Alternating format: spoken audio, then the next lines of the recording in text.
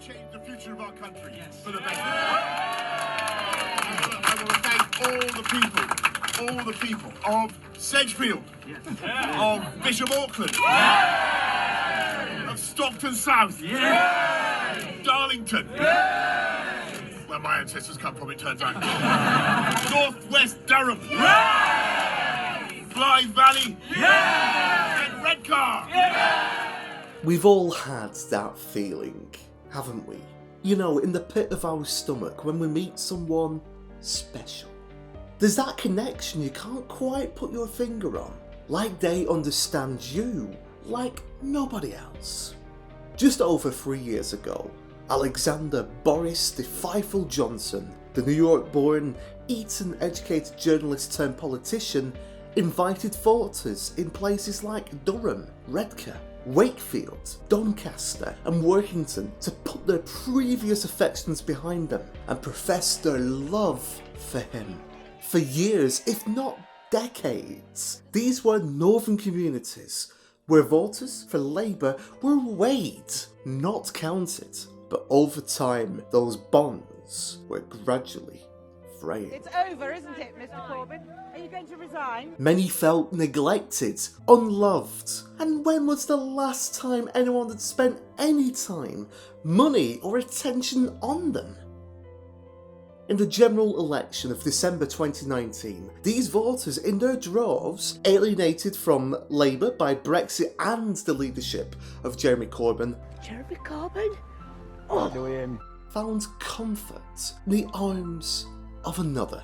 A whopping 80-seat majority was Boris Johnson's reward for winning the hearts of the Northern Red Wall, as he promised a bright future for the towns who might have feared their best years were behind them. If you ask yourselves, what is this new government going to do? What is he going to do with his extraordinary majority? I will tell you that is what we are going to do. We are going to unite and level up. Boris is not necessarily a carbon cut out of somebody in Redcar, but he spoke to them and he identified with them and they got what he was trying to do. But as Boris Johnson knows only too well, love is a fragile thing. 1,000 days on from his triumph, he prepares to depart Downing Street, cast aside by the Northern MPs who won their seats in the slipstream of his electoral magic carpet. And what do voters now think of Boris Johnson in one of the northern towns he won over in 2019? Our reporter Ryan White spoke to locals in Bury, now holds the most marginal constituency in the country. I've seen things disappear, things vanish, so I don't know what they mean by levelling up, because my experience isn't one of levelling up at all. It still seems to me that it's very slanted towards people, the powerful people, rather than the needy people. So I haven't really seen any evidence, really, in my experience in Bury, of what they've done. It's came to pass that Boris was nothing but a liar, really, an exaggerator, and wasn't listening to people. And all I could say was, I'm getting on with the job, But he's a well-educated, pompous git. And I'm glad to see the back of him. I thought he was good at his job. I mean, he made a few mistakes, but he's only human, and he did tell a few fibs, but we've all told fibs in our time. And I think I would rather have him in power than Liz Truss or Rishi Sunak. They do say, the better the devil you know into it than the devil you don't. Boris Johnson made plenty of promises to the North in the early, heady days of his 3 years as Prime Minister. A high-speed rail connection across the Pennines to connect our two biggest cities. A proper bus network to get folk from A to B. More police officers to replace the ones they'd lost in the 10 years of austerity. And powerful metro mayors to fly the flag for their areas. But it sounded promising, I'll be honest. And, it was the right thing to say at the right time. And it in some ways makes me a bit nostalgic in that it felt as though we were going into a genuinely exciting sort of time for the north of England, you know, and I can remember coming out of that thinking, well, you know, I'm prepared to work with anybody actually who's going to, you know, to make some real change happen here. And if it has to be this Prime Minister, well, you know, I'm going to work with whoever. He promised to spread hope and opportunity beyond just London and the South East. But his hopes and dreams for levelling up were hampered by a succession of crises and scandals. The COVID-19 pandemic, Partygate, Barnard Castle, the war in Ukraine, sleaze and corruption amongst his own MPs, and now the cost of living crisis. Boris Johnson and his Conservative government spoke about levelling up repeatedly. But with he and his top team constantly firefighting, and with the public finances wrecked, did he have the time and money to back up his words with actions? Despite his big promises on rail, the much heralded high-speed rail line from Manchester to Leeds ended up stopping in the West Yorkshire countryside. A £3 billion Bus Back Better fund turned out to be, well, worth much less than £3 billion.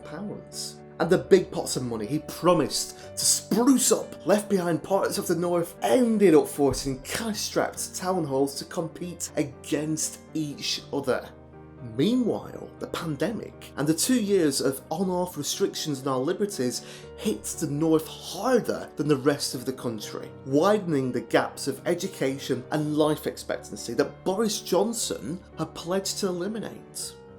In October 2020, Greater Manchester Mayor Andy Burnham discovered that his region had now been placed into Tier 3 lockdown restrictions live on TV and would get only £22 million in financial support to help people get by. But over on Teesside in the North East, an area which has recently ushered in a host of new Tory politicians, there are now tangible signs of the levelling up agenda in action.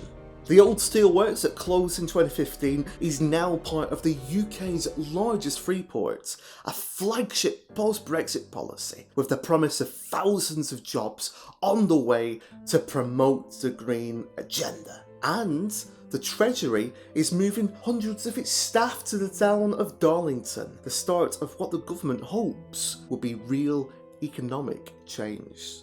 That might be why in the spring of 2021, Boris Johnson scored a resounding election success, winning a by-election in Hartlepool to end decades of Labour domination. One of the reasons why the government concentrates so much on Teesside is because it's probably true to say that it's one of the few, if arguably the only area, that can really point to significant progress in levelling up. And I think there is an element to it of going into the next general election and saying, look, levelling up is our top priority. We have done that, look at Teesside, and we want to then share that with the likes of Doncaster, Stoke, Bolton, and other areas across the country. But we haven't been as advanced as we would like to because of war in Ukraine, COVID, cost of living crisis, etc., etc. On a visit to Port of Tyne in the northeast, Boris even found time to tell northern leaders about the type of utopian community he hoped that they could one day emulate. Hands up anyone who's been to Peppa Pig World. Not enough. I was a bit hazy what I would find at Peppa Pig World, but I loved it. And Peppa Pig World is very much my kind of place. It has very safe streets, discipline in schools, heavy emphasis on new mass transit systems, I noticed. But by 2022, his poll rating across the country and in the Red Wall was beginning to slide. As millions across the north kept to the rules during the pandemic, and thousands had died alone, it emerged that Boris Johnson's staff at number 10 held lockdown-breaking parties, despite claiming he'd never broken the rules. And following weeks of damaging accusations, the Prime Minister was fined, but refused to quit. A few weeks later, another red wall by-election came up, this time in Wakefield. The Conservatives lost a seat that they gained in 2019 with a massive swing back to Labour. Boris didn't even turn up in West Yorkshire to campaign. A major conference was organised in Doncaster by Northern Tory MPs to get the levelling up agenda back on track. But with a rousing speech by the Prime Minister promised, it turned out he had other plans. Had he found a more attractive offer somewhere else? Just a few weeks later, Boris had been forced out. And as Liz Truss and Rishi Sunak battle to succeed him, the future of the levelling up agenda is now uncertain. But what's his legacy for places like Bury? We asked two politicians either side of the political divide, including the Labour MP who switched sides from the Tories after being elected in 2019. It clearly is a reputation, a legacy of failure, of misrepresenting, of broken promises. And it sounds like here in Redcliffe where it's us who are suffering. But no, he's still there on his second holiday of week. He's now living in Chequers for his final few weeks with a zombie government that's just not delivering when we're months into a cost of living crisis and no one knows what's actually happening to help anyone. But as your opinion stands now, how does it compare to what you thought of Boris Johnson when you first took your position as a Conservative representative in this constituency? I was probably suckered in with a lot of the promise, thinking we were getting a very liberal kind of mayor, Boris Johnson, who wanted to deliver for the people. We were told we'd get Brexit done. As far as I can see, we've not. We still have issues with customs. We still have issues with the Northern Ireland Protocol. We've got issues with Labour management. And there's so much more that can be done. I think the view that I would take about Boris's premiership is that there is some outstanding legacy, particularly here in Bury. You look at the level of investment that we've had in excess of 100 million in both constituencies, the promise of a new school in Radcliffe, which has been long awaited, SEND facilities, also in Bury an 8 million STEM transformation. So from a financial levelling up perspective, from a Bury perspective, I think there's a very positive legacy that Boris has left us. And what about the Metro mayors now entrusted with keeping the levelling up flame alive? I think Boris Johnson is the person who you could say took a very unequal England and made it a story, made it an issue. What are we going to do about it? But here's where I become less charitable, which is that having done that and raised those expectations, and having said the red wall would be, it just hasn't happened in any meaningful way whatsoever. So, if anything, you could say it almost fuels more resentment there. Boris Johnson's legacy in the North.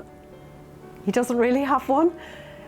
He promised to bus back better, but Northern leaders have had to fight tooth and nail for months just to stop routes from being scrapped, never mind get new ones. He promised to build Northern Powerhouse Rail in full, but then said no to a new line between Manchester and Leeds with a stop in Bradford. He promised to level up the North, but spent all of the HS2 money south of Yorkshire before scrapping the eastern leg to Leeds altogether. I just really hope the next Prime Minister, whether that's Liz Truss or Rishi Sunak, remembers the promises they stood on at the last general election. People in the North deserve so much better. And I think if people were to say about Boris, they would actually agree with his agenda, he got lots of good stuff done. But those that didn't like him would talk about the lies, and they would talk about the fact that he wasn't open and honest. But there is still a big chunk of people who would say, lots of people that I know did worse than Boris, and if it was up to me, why are you getting rid of him? Because I'd vote for him tomorrow, I probably won't vote for the other two.